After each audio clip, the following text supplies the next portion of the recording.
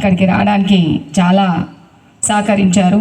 అట్లాగే ఈ యొక్క హిందూ సమ్మేళనం ఉత్సాహానికి ఎంతో ఉత్సాహంగా మీరందరూ చెయ్యి కలిపి ముందుకు నడుద్దామని చెప్పి ఈ యొక్క కార్యక్రమానికి నడుం బిగించి ఆర్ఎస్ఎస్ 100వ శతాబ్దం ఒక కార్యక్రమాన్ని లక్ష్య పూర్తి చేయాలని మీరు కంకణబద్ధులుగా నిలబడ్డందుకు మీ అందరికీ నా యొక్క పాదాభివందనములు. ఆర్ఎస్ఎస్ చాలామందికి తెలుసు, ఎందుకంటే ఇక్కడ కూర్చున్న వాళ్ళలో చాలామంది నేను స్వయం సేవకులను చూస్తున్నాను. కానీ ముందుగా ఆర్ఎస్ఎస్ అంటే పూర్తిగా తెలుసుకోండి. రాష్ట్రీయ స్వయం సేవక్. స్వయం అంటే ఏమాత్రము స్వార్థం లేకుండా, ఏమీ ఆశించకుండా భారతదేశానికి తన యొక్క దేహాన్ని ఒక భారత బిడ్డగా త్యాగం చేయడానికి వచ్చిన వ్యక్తి ఆర్ఎస్ఎస్.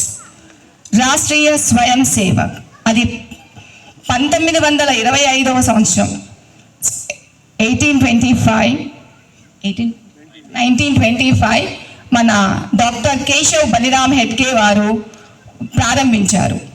ఆ ప్రారంభించడానికి ముందు ఆయన ఒక క్వశ్చన్ వేశారు మన పొలిటికల్ లీడర్స్ని. ఎందుకంటే స్వాతంత్రం ఎందుకు వచ్చింది, ఎందుకు పోయింది అడుగుతూ ఉంటాం. కానీ చాలామంది వచ్చింది 1947లో అనుకుంటాం, కానీ ఎందుకు పోయింది అని ఆలోచించారా? ఇప్పటిదాకా మనకి వక్త గారు చెప్పారు 1000 సంవత్సరాలు. నిజంగా చెప్పాలంటే 800 సంవత్సరాలు మనము ఇస్లామిక్ మొఘల్స్తోని బాధపడ్డాము. 200 సంవత్సరాలు బ్రిటిష్ వాళ్ళతో బాధపడ్డాము. రెండు కూడా బానిస బతికి కుక్క బ్రతుకు మనది. మరి ఎందుకు పోయింది మనము? ఎందుకు అలా తయారయ్యాం మనము?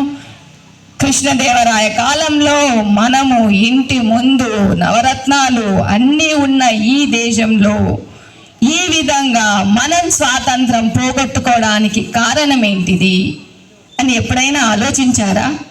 ఆలోచిస్తున్నారా? ఈరోజు హిందూ సమ్మేళనానికి ఇంతమంది నడుం బిగించి కాషాయం జెండాను మన యొక్క షాల్ని ముందు వేసుకొని దర్జాగా కూర్చొని రాలిపోతుంది, ఒంటి మీద చున్నీ ఉండదు, చేతికి గాజులు ఉండవు, కాళ్ళకు పట్టీలు ఉండవు. ఎక్కడ మన హిందువు సనాతన ధర్మమైన మన సాంప్రదాయాలు ఎక్కడున్నాయి? ఎక్కడ కనిపిస్తుంది మిమ్మల్ని చూసే హిందుత్వం?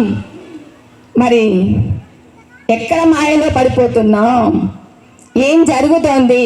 నేను ఇదంతా కూడా మాతృమూర్తులకు ఫస్ట్ విన్నపం చేస్తున్నా. ఇంట్లో మనం మారితేనే మన పిల్లలు మారుతారు. ఈరోజు ఇక్కడ శివాజీ గారు ఉన్నారు. ఎంత ఆనందంగా, ఎంత ఛత్రపతి శివాజీ చూడండి. వారు తయారవ్వడానికి ఈరోజు ఒక జిజియాబాయి ఎంత కష్టపడితే. అలాగే ఈ కార్యక్రమంలో భాగంగా ముఖ్య వక్తగా వచ్చినటువంటి శ్రీమతి గుళ్ళ శారద గారు, అలాగే హిందూ సమ్మేళన సమితి వారందరినీ కూడా ఈ కార్యక్రమానికి ముఖ్య వక్తగా వచ్చినటువంటి రామ లక్ష్మణ జానకి, రామ లక్ష్మణ జానకి, भारत माता की जय, भारत माता की जय। हिंदू हिंदू देश की बंधु, हिंदू हिंदू देश की बंधु।